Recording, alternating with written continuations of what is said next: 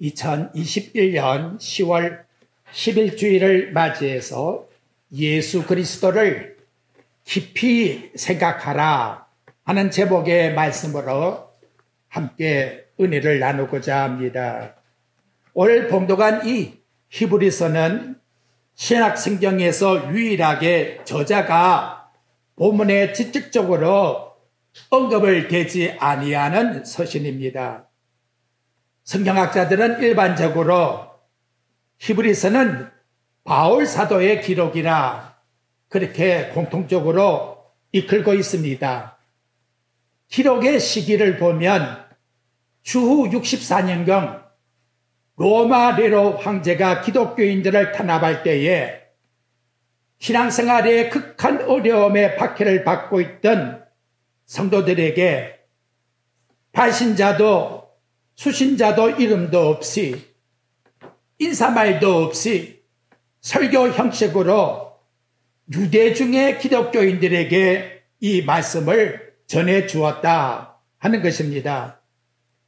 당시 유대교회 기독교인들의 정황을 보게 되면 히브리서 10장 33절에는 혹은 비방과 환난으로 사람들에게 구경거리가 되고 히브리서 11장 35절에는 심한 고문을 받아 구차히 풀려나기를 원하지 아니하였으니 이런 내용을 볼 때에 유대 기독교인들이 예수를 믿는다고 하는 이 한 가지 때문에 공연하게 비방과 환난을 겪게 되었고 가산을 잊어버리게 되었고 옥살이와 고문을 당하게 되었으니 주를 위해서 자기의 생명도 아까워하지 아니하는 그러한 상태에 있었다라고 저자는 기록을 해주고 있습니다. 이런 엄청난 핍박이 있는 환경 속에 이걸 당한 유대인들은 감당할 수가 없지요. 그래서 이리로 저리로 다 피신을 가게 되었고 어떤 이들은 신앙을 포기하고 안 믿는 자와 같이 그냥 옛날로 돌아가는 자도 있었다는 거지요. 바로 이러한 상황 속에서 하나님은 히브리서를 기록한 저자를 통해서 5가지의 말씀을 통하여 하나님의 엄중한 경고를 주고 있습니다. 그 5가지 내용이 뭐냐? 첫째, 히브리서 2장 3절 말씀. 우리가 이같이 큰 구원을 등한히 여기면 이렇게 말씀합니다. 큰 구원을 등한히 여기지 말아라. 즉 믿음을 절대로 포기해서는 안 된다. 이것이 첫째 말씀입니다. 둘째, 히브리서 3장 8절입니다. 우리 조상들이 애굽에서 광야에 나와서 하나님을 거역한 것처럼 너희들 완고한 불신앙의 마음을 가지고 하나님께 대하지 말아라. 완고함을 가지고 하나님께 대항하는 그런 모습으로 하나님께 불신앙을 가지지 말아라. 이것이 두 번째 경고의 말씀입니다. 세 번째로는 히브리서 5장 12절입니다. 너희의 신앙의 연륜이 신앙의 경륜을 볼 때에는 정말로 성숙한 믿음, 어른같이 되었어야 될 텐데 아직도 어린아이 초보 신앙이 있어서 굳은 것을 먹지 못하고 적과 같은 것을 먹어야 되니 속히 이러한 데서 벗어나서 단단한 음식을 먹을 수 있는 성장한 믿음이 되어다오. 이렇게 안타까운 심정을 가지고 저자들에게 성숙한 믿음이 되어달라고 부탁을 하고 있습니다. 네 번째로는 히브리서 10장 25절에 보면 모이기를 피하는 자와 같은 어떤 자의 습관이 되지 말고 오직 권하야 그날이 가까울수록 모이기를 더욱 힘쓰는 자가 되라. 이렇게 권고합니다. 예배드리는 조건이 어렵다 할지라도 그곳에서 함께 모여서 하나님께 예배드리는 이 하나님에 대한 예배를 존중히 여겨라. 이렇게 네 번째로 말씀하고 있습니다. 다섯 번째로는 히브리서 12장 28절에 보면 그러므로 우리가 흔들리지 않는 나라를 받았은즉 흔들리지 않는 하나님의 나라를 받았으니 은혜를 받자. 때를 따라 돕는 은혜를 받자. 은혜의 보좌 앞에 담대히 나아가자. 하나님 앞에 나아가 우리의 형편을 구하고 그분에게 계속 지속적인 은혜의 생활을 하자. 이렇게 적극적 지향적인 믿음의 삶으로 나갈 것을 생활 속에서 촉구하고 있는 것이 5가지가 이 히브리서에서 나타나고 있는 말씀의 내용이라는 거지요. 이 5가지를 여러분 우리의 실생활에다가 적용해 보게 되면 바울이 사도행전 14장 22절에서 말씀했어요. 하나님의 나라에 들어가려면 많은 환난을 겪어야 되느니라. 어떤 시대 속에 내가 살고 있든지 믿음이라고 하는 삶을 가지고 살 때에는 누구에게나 다 공통점이 환난이 있다고 하는 사실을 우리들에게 가르쳐주고 있다는 거지요. 하지만 이 환난이라고 하는 고난은 하나님이 성도들에게 주신 오묘한 비밀이 있다고 말씀을 합니다. 그것은 빌립보 2장 29절의 내용에 보게 되면 그리스도를 위하여 너희에게 은혜를 주신 것은 다만 그를 믿을 뿐만 아니라 믿음만이 아니라 그를 위하여 고난도 받게 하려 함이라. 믿음과 고난이라는 것은 하나님이 나에게 주신 뿌링이 아니라 정말 하나님 나에게 주신 선물이라고 이렇게 우리에게 성경은 말씀해 주고 계신다는 거지요. 그래서 여러분 이 말씀을 들을 때에 마치 내 마음이 아프고 고통스럽고 와 나에게 저렇게 말씀해 이런 마음이 다갔을 때에는 기뻐하셔야 돼요. 왜냐하면 상처가 났을 때 소독약을 주게 되면 따가워요. 아파요. 그렇지만은 나아요. 새살이 올라온다는 거예요. 이것이 바로 하나님의 은이라는 것을 나와 여러분들이 기억하시면서 어느 시대를 만용하고 고난이라는 것은 창세 전에 하나님이 이미 작정된 하나님의 계획 속에서 진행되어 나오는 과정 속에 모든 성도들에게 누구에게나 주시는 은이라는 것을 우리 마음속에 새김질 하시기를 바랍니다. 자, 그럼 여러분 당시에 이 고난당하는 히브리 성도들에게 있어서 영적 침체가 왔는데요. 그 영적 침체에서 회복될 수 있는 동기 발상은 무엇이냐 이 말. 우리 신앙이 침체되어 있다면 침체된 신앙이 회복될 수 있는 가장 핵심적인 조건이 뭘까요? 그것을 오늘 이 히브리 기자가 가르쳐주고 있다는 거예요. 그것이 곧 3장 1절 말씀에 나오고 있는 그러므로 라고 하는 단어의 내용입니다. 1장과 2장의 말씀을 쭉 설명을 했기 때문에 그 결과 접속사로 그러므로 너희는 예수를 깊이 생각하는 자가 되라. 예수를 깊이 생각할 때에 모든 문제가 해결되게 된다는 것을 말씀해 주고 있다는 거지요. 그러면 예수를 깊이 생각한다는 것은 뭐냐? 예수를 깊이 생각하도록 설명해 준 1장과 2장의 말씀을 쭉 너희 마음속에 새김질하며 잊어버리지 말고 늘 간직하며 그 말씀 속에 너희들이 거할 때에 우리의 신앙은 침체되지 않고 뒤로 물러가지 않고 예수 그리스도와 함께 믿음으로 전진해 나아갈 수 있는 삶을 살아갈 수 있다는 것을 그러므로라고 하는 접속사의 말씀을 통해서 나와 여러분들에게 일깨워주고 있다는 겁니다. 그러므로한 말을 설명하는 그 내용을 볼까요? 여러분이 이제는 앞장 1장 1절로 가보십시오. 1장 1절의 말씀의 내용에 보게 되면 예수를 깊이 생각하라고 하는 그 예수 그리스도가 누구냐? 누구냐? 여기 히브리서 1장 1절에 보니까 옛적의 선지자들을 통하여 여러 부분과 여러 모양으로 우리 조상에게 말씀하신 하나님이 이 모든 날 마지막에 아들을 통하여 우리에게 말씀하셨으니 그래서 옛적의 모든 선지자를 통해서 일러준 바로 그 초점의 주인공이 누구냐? 그분이 깊이 생각해야 될 예수 그리스도라고 이렇게 말씀해 주고 계신다는 겁니다. 그 예수 그리스도는 얼마만큼 높으신 분이냐?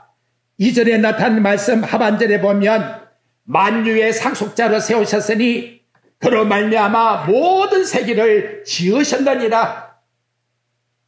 예수 때문에 핍박을 당하고 있지만 그 예수는 모든 만물을 창조하신 창조주가 되시는 것을 너는 깊이 생각해야 된다라고 말씀을 하고 있다는 거지요. 아울러 3절에 있는 말씀의 내용을 보십시오. 이는 하나님의 영광의 본체의 형상이시라. 그 능력의 말씀으로 만물을 지금도 붙들고 계십니다. 이 시간 여러분, 이 세상의 모든 사건을 누가 붙들고 있을까요? 이분이 붙들고 있어요. 그리고 이분이 죄를 정결하게 하신 분이시요, 높고 높은 지극히 높은 크신 그 위에 보좌에 계신 우편에 앉아 계신다라고 이와 같이 설명을 해주고 계신다는 것입니다. 아울러 이 당시에 이 히브리인들은 천사들을 존귀 여겨서요, 그래서 천사가 우리를 보호할 것이다 이렇게 생각을 했습니다. 그런데 이 히브리 기자는 뭐라고 설명하느냐? 그 모든 하나님 아래에 수종하고 있는 천사들이 바로 이분을 섬기고 있다 이렇게 말씀하고 있다는 거지요. 여러분들이 1장 14절 말씀의 내용에 가보십시오. 모든 천사들은 섬기는 영으로서 예수 그리스도를 섬기는 영이 누구냐? 천사들이라고 이와 같이 말씀하고 있다는 거지요. 그러니 천사가 높으냐 우리가 믿고 있는 예수 그리스도가 높으냐, 비교할 수가 없는 존귀한 분이라고 이와 같이 우리에게 일러주고 있다는 거예요. 여러분, 이처럼 모든 선지자들이 분명히 올 것이라 약속했고 세상을 창조하셨고 만물을 붙들고 계시고 천사들보다 높이 계셔서 모든 처소가 그분에게 수종되는 그분이 어떻게 되었느냐? 히브리서 2장 14절 말씀에 나가보니까 드디어 그분이 이 세상에 오신 분이라고, 육체를 가지고 이 땅에 오셨다고 말씀을 합니다. 여러분, 2장 14절 보십시오. 자녀들은 혈과 육에 속하였으며 그도 또한 같은 모양으로 혈과 육을 함께 지님은, 왜 그분이 우리와 똑같은 육체를 가지고 이 세상에 오셨다고 했지요? 참말로 감사한 것은 죽음의 세력을 붙잡은 자 마귀를 박멸시키기 위해서, 마귀를 멸망시키기 위해서 그분이 육신을 가지고 이 땅에 오셨다라고 이렇게 말씀합니다. 죽기를 무서워하고 종노릇하고 있는 모든 범죄한 인간들에게 그 종의 죄에서 벗어나 참된 자유의 해방을 주기 위해서 이분이 오셨다고 15절 말씀에서 말씀을 합니다. 그러므로 나와 여러분에게 있어서 진정 우리를 붙들어 주시고 인도해 주시고 확신할 수 있는 분은 누구냐? 그분이 바로 이 땅에 오신 주 예수 그리스도라고 이렇게 지금 쭉 설명을 해주고 있다는 거예요. 그런데 이 주 예수 그리스도는 누구에게 주가 되느냐? 누구를 보살펴 주느냐? 그래서 오늘 여기 보면 말씀의 내용에 감사한 것은 16절 말씀해 보십시오. 이는 확실히 천사들을 붙들어 주려 하심이 아니요, 죄가 없는 천사를 붙들어 주려 하심이 아니랍니다. 그럼 누구냐? 오직 아브라함의 자손들을 붙들어 주려 하십니다. 아브라함의 자손을 붙들어 주기 위해서 이분이 육체를 가지고 이 세상에 오셨구나. 그러면 아브라함의 자손이 누군가를 나와 여러분들이 아셔야 되잖아요.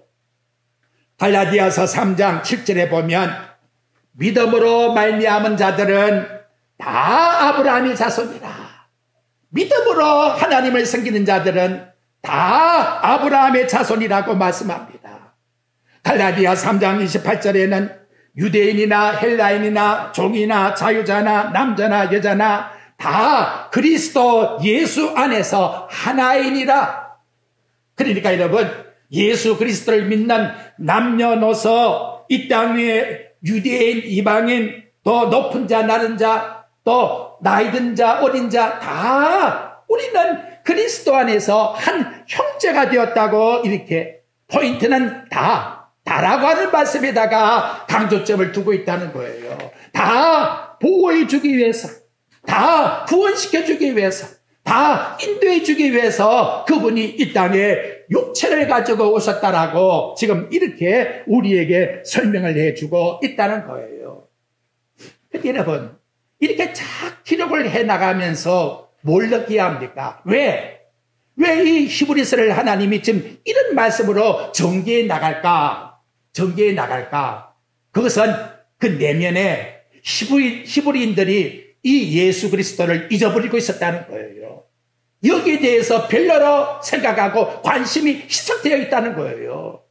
그래서 지금 이 히브리 저자가 히브리서에 나타나고 있는 예수 그리스도가 얼마나 존귀한 분인지를 쭉 이렇게 설명해 내려가기를 1장 2장에서 설명하다가 드디어 3장 1절에 와서 그러므로 이런 존귀하신 예수 그리스도이기 때문에 우리는 우리 모든 생활 속에 있어서 바로 이 예수를 깊이 생각하면서 살아가야 된다라고 성경 말씀으로 일깨워주고 있다는 거예요. 경각심을 주고 있다는 거예요. 어찌 보게 되면 하나의 쇼크 반응을 일으켜주고 있다는 거예요. 너희들이 잊어버린 예수를 찾지 아니하면 다시 믿음의 회복을 가질 수 없다는 거예요. 경각심을 넣어주는 말씀이 바로 여기서 나타나고 있는 히브리서 3장 1절에 대한 말씀의 내용이라는 거예요.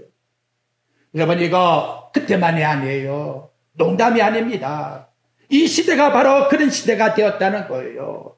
말세의 성도들에게 위기가 무엇입니까? 위기? 돈이 없으니까, 세상 환경이 어려우니까, 눈에 보이지 않는 균 때문에 살아가기가 힘드니까 그게 다 우리에게 위기가 아니에요.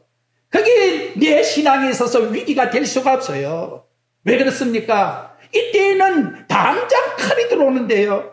그런 위기 속에서도 그걸 위기라고 하잖아요. 무엇이 위기냐? 내 머릿속에, 내 마음속에 예수 그리스도를 잊어버리고 살아가는 삶이 위기라고 성경은 우리에게 말씀해 주고 있다는 거예요. 누가복음 18장 8절 보십시오.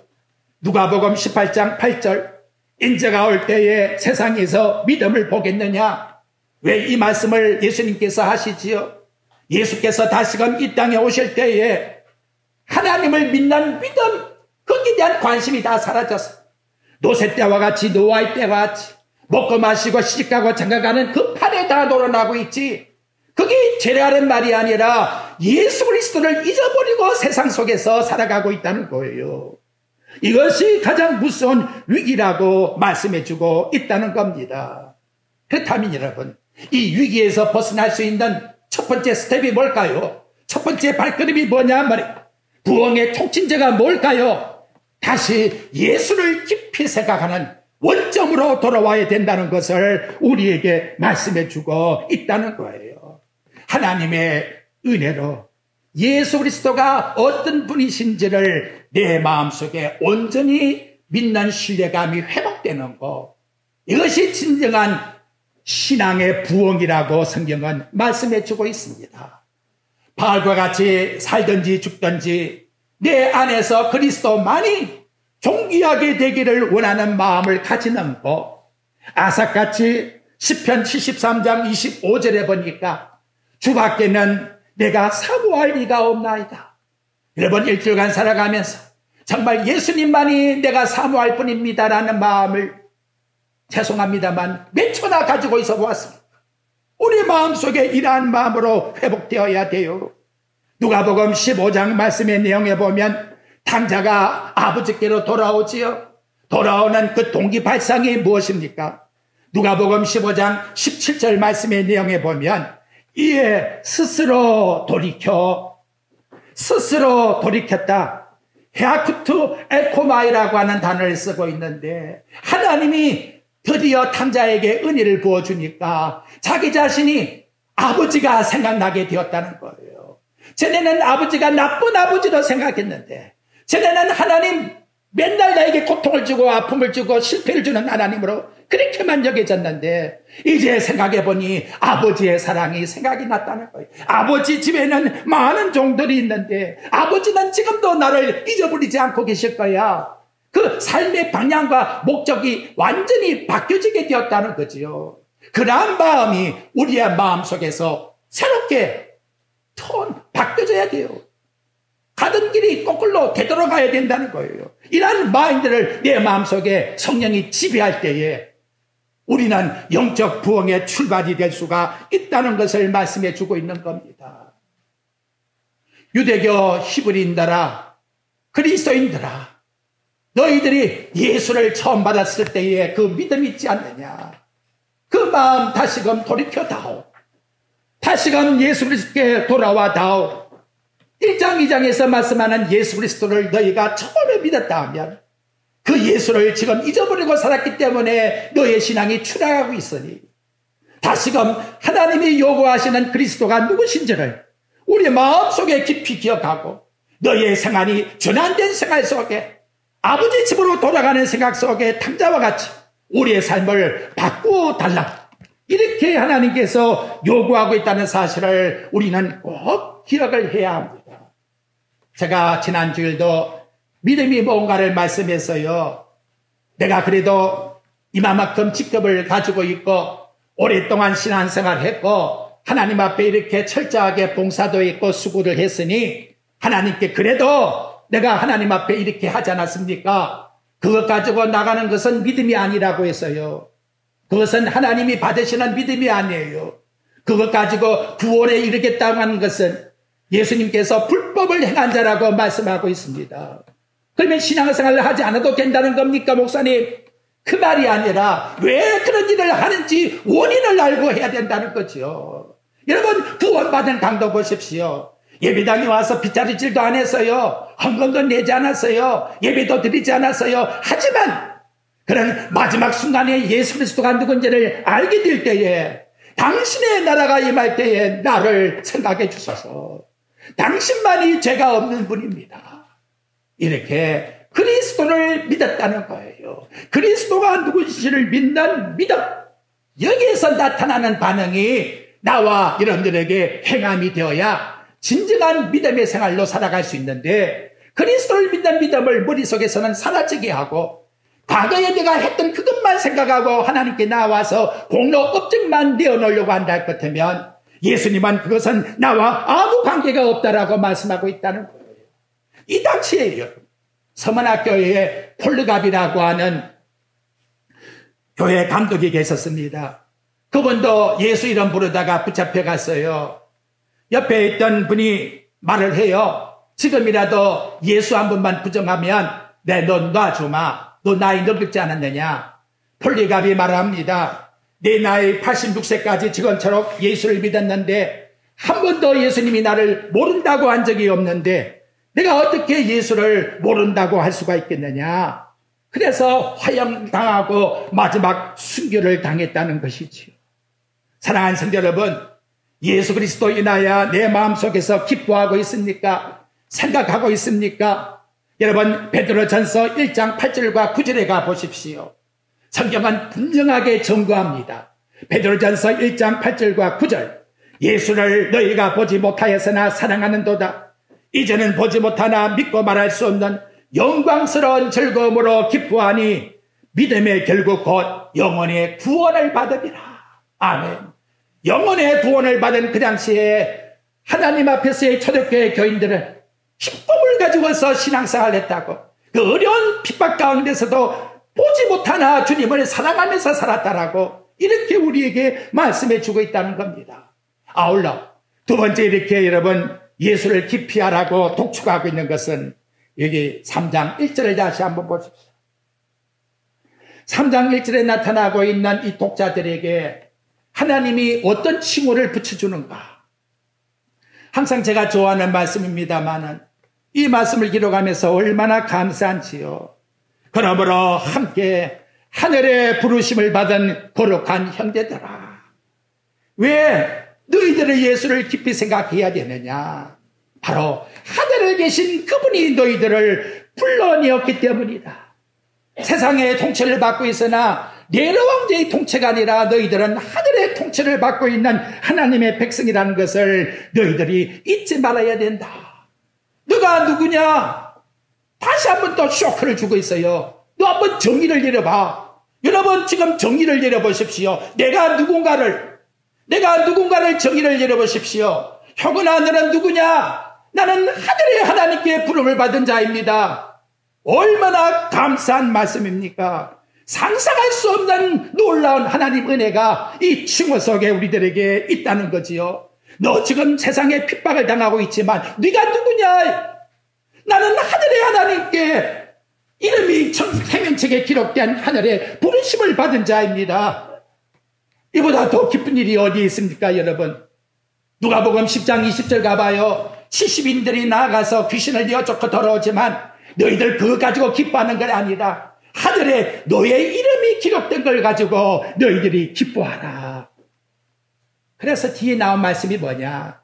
히브리서 12장 16절에 나가보면 팥죽 한 그릇에 팔아버린 망령된 에서 같은 자 되지 말아라. 너의 이름은 하늘에서 부름을 받은 존귀한 이름을 가진 자니 너희들 이 이름을 잊지 말아라. 이렇게 일러주고 있다는 겁니다. 일주일간 어디를 가든지 여러분, 나는 하늘의 부름을 입은 사람이라는 걸 절대로 잊어서는 안 돼요. 여러분의 이름을 거기다 넣어보세요. 아무개야, 너는 하늘의 부름을 받은 자란다. 이 깊은 하나님의 음성이 내 귀에 쨍쨍하게 들리도록 내 마음속에서 그리스도를 깊이 생각하셔야 됩니다. 다음에 이 부르심 속에 뭐가 있어요? 하늘의 부르심을 받았기 때문에 존귀함과 가치성이 있다는 걸 우리에게 보여주는 거예요. 하나님이 나와 여러분을 얼마나 존귀하고 가치 있게 여기는지 시편 16장 3절에 보게 되면 세상에 있는 너희는 다 존귀한 자라. 여러분, 내 스스로 위축되어서 싸구리로 만들면 안 돼요. 5만 원짜리는 찢어져 있어도 5만 원짜리. 여러분은 가치 있는 인생이에요. 하나님이 여러분을 존귀하게 여긴다고 말씀하는 걸 잊으면 안 된다는 거예요.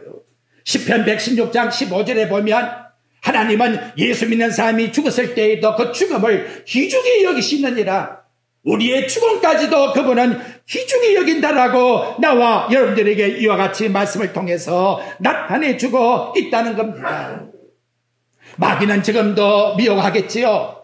이 세상에 가장 존귀한 자가 누구냐? 가장 귀한 자가 누구냐? 그래도 저렇게 떵떵 자랑하면서 돈 많은 사람이 존귀한 사람이고 귀한 사람이지. 저렇게 앞으로 대통령 되겠다고 나온 사람들이 존귀한 사람이고 귀한 사람이겠지. 여러분, 아무리 대통령이 된다 할지라도 세상 것 다 모았다 할지라도 마지막에 하늘나라 가는 것은 그것 가지고 천국에 들어가는 것이 아니라는 거예요. 아무 의미가 없다는 거예요. 의미가 없다는 게. 황관을 만들어서 마치 입관을 해도 영원히 천국 가는 것이 아니란 거예요. 이 귀중한 소중한 보배를 나와 여러분이 가지고 있다는 것을 깊이 생각하라고 오늘 성경은 우리에게 말씀으로 가르쳐 줍니다. 아울러 하늘에 우리를 불렀기 때문에 왜 불렀습니까? 나와 여러분들에게는 사명이 있다는 거예요. 나그네 인생 정치 없이 왔다가 정치 없이 가는 인생의 삶으로 살면 안 돼요. 세상에 그냥 머리 박고 세상 것만 거기에 몰두하다가 세상에 흙에 파묻히면 안 돼요. 위에 있는 하늘을 바라보라고 안드로포스라고 하는 귀한 이름을 우리에게 붙여주었는데 천사와 비교할 수 없는 하나님이 우리의 한 형제가 되어서 우리를 죄 가운데서 구원해 주었다 할 것 같으면 이제 우리는 하나님 앞에 직분을 가지고 있고 사명이 있어요. 갈라디아 1장 1절 말씀과 같이 사람에게서 난 것도 아니요 사람으로 말미암도 아니요 오직 예수 그리스도를 죽은 자 가운데서 살리신 하나님 아들로 말미암아 사도된 바울은 하나님 앞에 사도라고 하는 칭함, 종으로서 섬기려고 하는 사명을 하나님이 우리에게 주었다는 거지요. 여러분, 사사기의 설교를 들은 적이 있지요. 왼손잡이라 할지라도 농부라고 할지라도 여인이라 할지라도 비천한 서자의 자식이라 첩의 자식이라 할지라도 하나님은 목적이 있었기 때문에 그들을 사도로 세워서 하나님 나라의 일을 행하도록 행했다는 거지요. 아울러 이 시대에 그냥 세상이 그렇고 그러니까 머리 쳐박고 가만히 있자, 이게 신앙이 아니라는 거예요. 이 시대 이 속에서 내가 무엇을 할까? 주여 지혜를 주옵소서. 하나님 나라 백성으로 하늘의 일을 하게 하옵소서. 하늘에서 뜻이 이룬 것 같이 땅에서도 이루어지게 하옵소서. 하나님 아들이 마지막에 다 이루었다고 아버지가 사명 주신 것을 아버지 아들이 마지막에 하나님 앞에 고백한 것과 같이 나도 이 땅에 나에게 맡긴 사명 감당하게 해 주옵소서. 이 마음을 나와 인들이 가지고 살아가셔야 합니다. 이것이 예수 그리스도를 깊이 아는 자의 마음의 심정이라는 거예요. 그런데 놀라운 것은 오늘 우리들에게 뭘 말씀하느냐? 2장 여러분 11절 말씀에 나가 보십시오. 정말 읽을수록 은혜로운 말씀이요. 얼마나 감사한지 우리 한번 여러분 읽어보겠습니다. 이분이 뭐라고 우리에게 말씀하는가? 2장 11절 말씀 시작. 거룩하게 하신 이와 거룩함을 입은 자들이 다 한 근원에서 난지라. 그러므로 형제라 부르시기를 부끄러워하지 아니하시고. 거룩하게 하신 이가 있다고 말해요.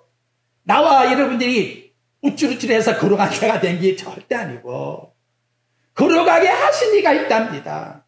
그분이 우리 인간의 몸을 가지고 이 땅에 와서 십자가성에 우리 대신하여 속량해 주셨기 때문에 그분의 부르심을 받은 한 근원이 된 하나님께 부름받은 형제들을 오늘 말씀같이 한 형제라 이렇게 부끄러워하지 아니하시고가 얼마나 감사한 말씀인지. 그죠? 100번 1000번 고개가 숙여진다는 거지요. 아파에서 키노마이라고 하는 이 부끄러워하지 아니하시고 첫눈에 딱 반한다는 뜻이에요. 나와 여러분을 보고 삐죽거리지 않는다는 거예요. 삐죽거린다는 것은 뭔가가 마음이 통하는 게 아니라는 거지요. 부끄러워하니 하신다는 것. 이 누추한 죄인이 나왔는데 하나님 아버지가 그리스도를 통해서 우리를 부끄러워하니 하신다고 이와 같이 말씀하고 있다는 거예요. 이 좋은 분이 누구냐? 이제는 전에는 친구라고 했지요. 형제라고, 한 혈육이라고. 그리스도의 흐르는 피나 우리의 흐르는 피가 동일한 동질성을 가진 한 피라고 이렇게 우리에게 말씀을 통해서 가르쳐주고 있다는 거지요. 사랑하는 성도 여러분, 그래서 우리 깊이 생각합시다. 나쁜 걸 생각하면 나쁜 것에 관심을 가지고 자꾸 나쁜 것으로 끌려요. 그렇죠? 그런데 좋은 것 생각하면, 귀한 것 생각하면, 영의 것 생각하면, 그리스도를 생각하면 생각할수록 그리스도께 묻히는 거예요. 그리고 그분을 어떻게 한다? 사랑하게 되는 거예요. 생각의 결과는 사랑을 하든지 분노를 하든지 둘 중에 하나가 나와요. 깊이 생각해서 그것이 나쁜 거라면 진노를, 마음속에 분을 품게 될 거예요. 하지만 깊이 생각할수록 사랑을 가지게 되면 그분을 더 가까이 여기게 될 겁니다. 오늘 우리에게 이렇게 직접적으로 말씀해 줍니다. 다윗은 어떻게 살았느냐? 시편 110장 97절 말씀에 보면 주의 법을 어찌 그리 사랑하는지요? 종일 묵상하며 정금보다 더 사랑하며 주의 묵상으로 인해서 내 눈이 밤새도록 깨어 있으며 탈출문을 얻은 것보다도 더 즐거워합니다. 내가 갑자기 많은 재산을 벌었다 할지라도 그것보다도 예수 존귀하신 그리스도 이름이 더 귀한 이름으로. 그래서 여러분 아가서 5장 8절에 가보게 되면 술라미 여인은 솔로몬 때문에 사랑해서 병이 났다고, 사랑에 병이 났다고 고백을 합니다. 한번 이렇게 살아보십시오. 내가 예수님을 사랑하기 때문에 내가 병이 난다이다. 예수님을 사랑하기 때문에 내가 지금도 고난 속에서 기뻐하고 있나이다. 예수님을 사랑하기 때문에 원수까지도 내가 사랑하나이다. 예수님을 사랑하기 때문에 내 모든 걸 다 주님께 맡깁니다. 주여 내 앞길을 인도하여 주옵소서. 이와 같이 여러분 우리 모든 걸 그분에게 다 맡겨버리라는 거지요. 그런데 오늘 여기 나타나는 말씀에 이 히브리서 3장 1절에는 특별히 두 가지를 깊이 생각합니다. 중간절 말씀해 보십시오. 우리 믿는 믿음의 도리란 말은 고백이란 뜻입니다. 다 같이 고백해요. 고백. 신앙 고백을 해요. 누구라고? 사도라고 고백을 합니다. 아포스톨로스라고 하는 이 고백은 이 일반적 예수님이 제자를 삼은 사도의 고백과 달라요. 우리 모든 성도들이 예수님을 사도로 고백하고 있는 것은 하늘의 아버지가 특별한 직무를, 사명을 맡겨서 이 땅에 와서 그걸 완수하신 분이다. 이렇게 나와 여러분들은 신앙 고백을 드린다는 거예요.